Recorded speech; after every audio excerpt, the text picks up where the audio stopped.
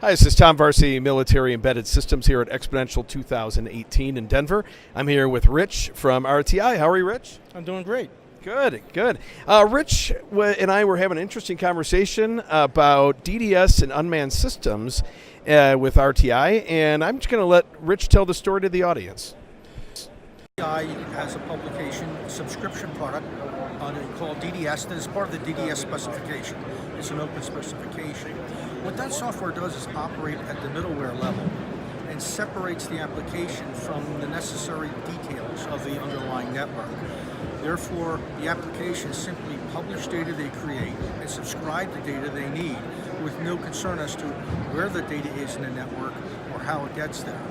The result is DDS is capable of handling interrupted data paths, returning history when items blink on and blink off the system, as well as using multiple paths and finding the best available route. The net result is the people writing the applications worry about the application and not the network system that's designed underneath of it.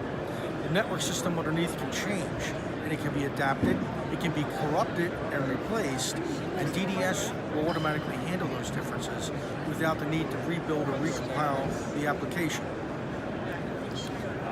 So, further information, simply look for RTI.com, and we have a great deal of collateral on the web.